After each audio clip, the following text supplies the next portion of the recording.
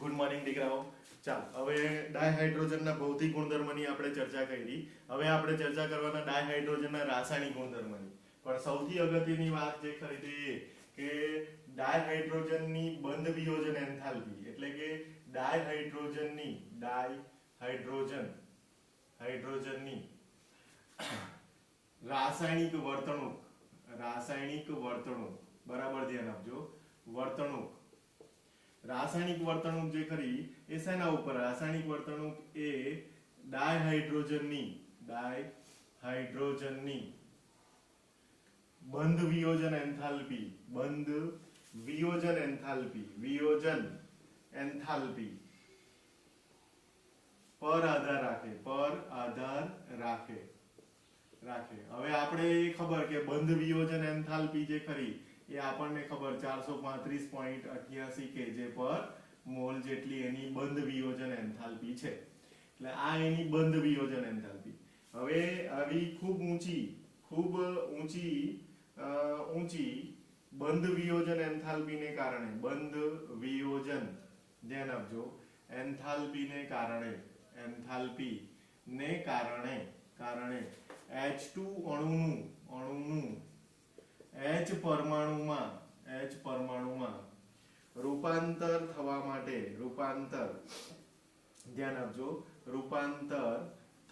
માટે ધારો કે તમે 2000 કેલ્વિન તાપમાને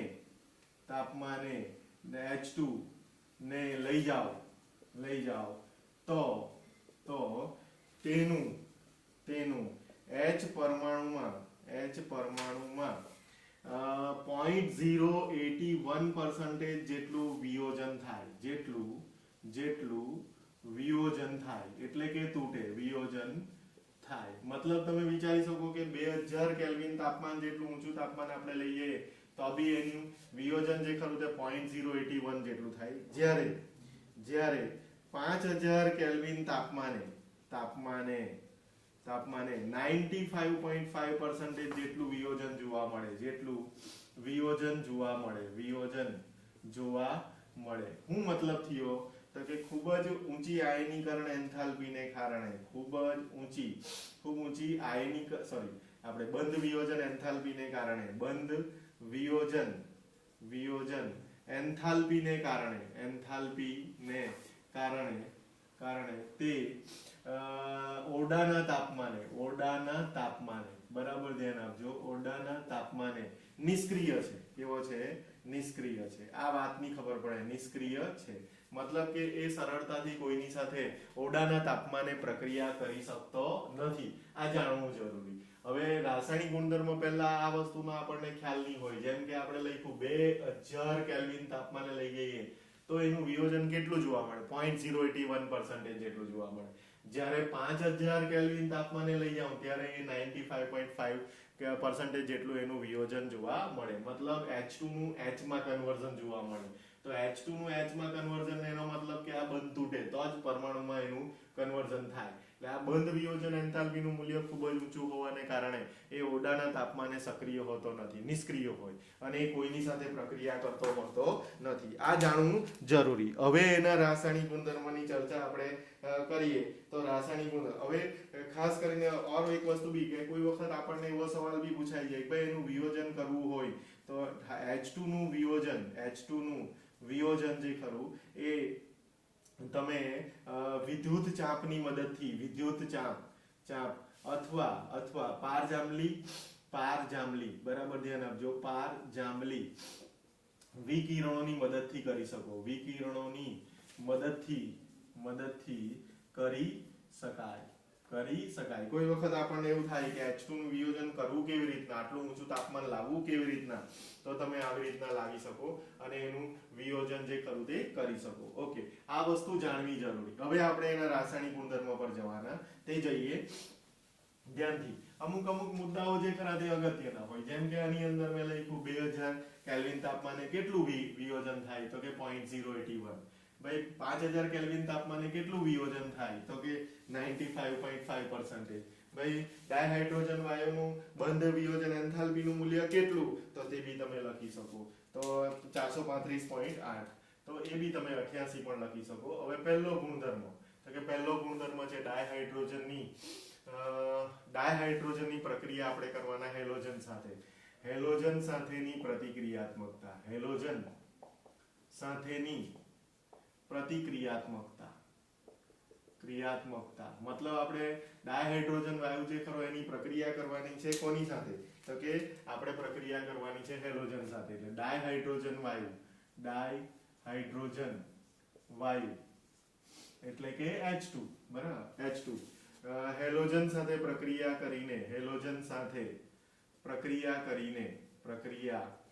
કરીને હાઇડ્રોજન હેલાઇડ બનાવે. તો ભાઈ હાઇડ્રોજન હેલાઇડ એટલે શું? તો કે HX બનાવે.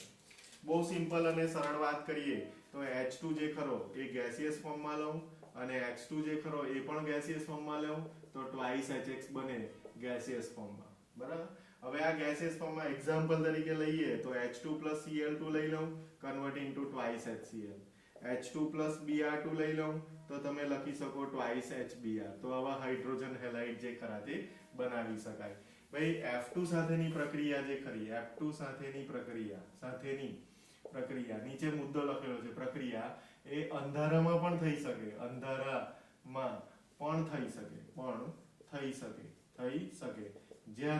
જ્યારે I2 સાથેની પ્રક્રિયામાં ઉદ્દીપકની જરૂર પડે. તો આવા બે ત્રણ વાક્ય નીચે લખેલા હોય તો તે પણ આપણે લખી શકીએ અને આપણે દર્શાવી પણ શકીએ. x બરાબર તમે શું લઈ શકો? તો કે x બરાબર તમે લઈ શકો F Cl Br અને I લઈ શકો. તમે લઈ શકો આવા પદાર્થો, એટલે કે આવા હેલોજન તમે લઈ શકો. હવે સેકન્ડ નંબર જે ખરું તે એવું લખેલું છે કે ડાયહાઇડ્રોજનની ઓક્સિજન સાથેની પ્રતિક્રિયાત્મકતા મતલબ કે જે ખરું તે ડાયહાઇડ્રોજન એ ઓક્સિજન સાથે પ્રક્રિયા કરે. તો કે કરે ડાયહાઇડ્રોજન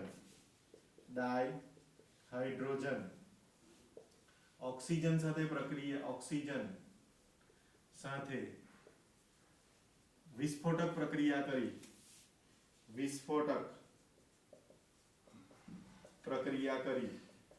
કરી ડાયહાઇડ્રોજન ઓક્સાઇડ બનાવે. ડાયહાઇડ્રોજન ઓક્સાઇડ એટલે પાણી બનાવે.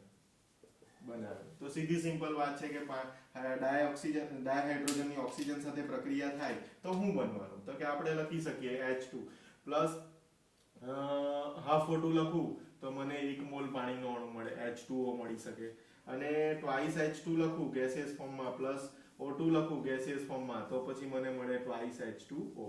પણ આ પ્રક્રિયા જે ખરી, આ પ્રક્રિયા ઉષ્માક્ષેપક છે. કેવી છે? ઉષ્માક્ષેપક છે.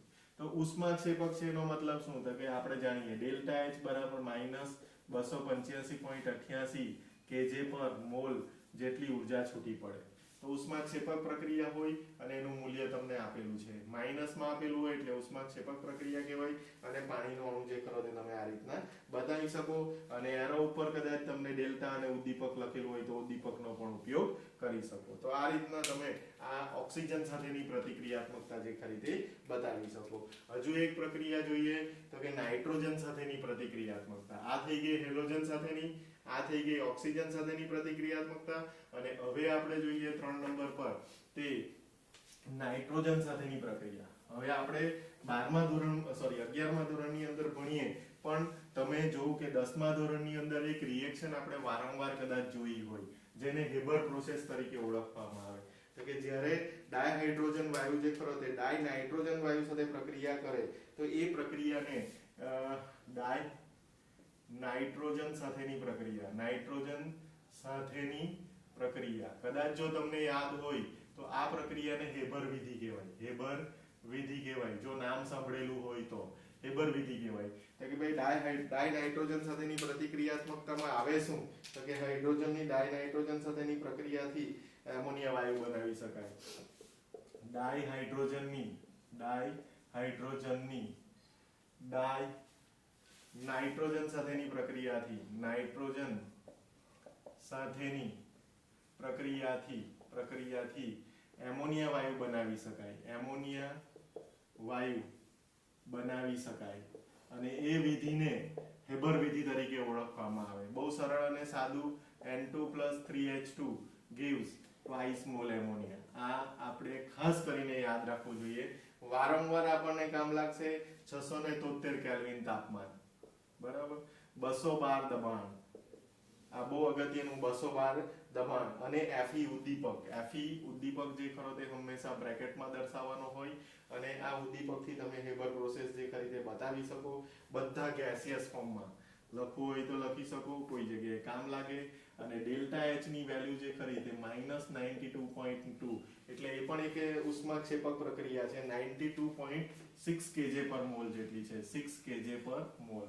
તો ઉષ્માક્ષેપક પ્રક્રિયા છે એ બી તમે દર્શાવી શકો. પર મોલે જાણવું હોય તો ભાગ્યા 2 કરી નાખો, એટલે પર મોલ એમોનિયાનો 1 મોલ મળે તો એનર્જી કેટલી છૂટી પડે એવું કોઈ આપણને પૂછી નાખે તો 92.6 ભાગ્યા 2 કરો, કેમ કે આ 2 મોલની એનર્જી છે, ભાગ્યા 2 કરો તો તમને 1 મોલ ની એનર્જી મળી જાય. આ પ્રક્રિયાને હેબર પ્રોસેસ તરીકે ઓળખવામાં આવે. હેબર પ્રોસેસ અથવા હેબર વિધિ તરીકે એને ઓળખવામાં આવે. તો આ થઈ ગઈ તમારી ડાયહાઇડ્રોજનની હેલોજન સાથેની પ્રતિક્રિયાત્મકતા, ઓક્સિજન સાથેની પ્રતિક્રિયાત્મકતા, અને હવે જોઈ તે નાઇટ્રોજન સાથેની પ્રક્રિયા, એટલે કે નાઇટ્રોજન સાથેની પ્રતિક્રિયાત્મકતા આપણે જોઈ લીધી. પણ તે સિવાય પણ હજુ કેટલીક પ્રતિક્રિયાત્મકતા બાકી છે જે આપણે આગળના વિડીયોની અંદર જોઈશું. ઓકે દીકરાઓ.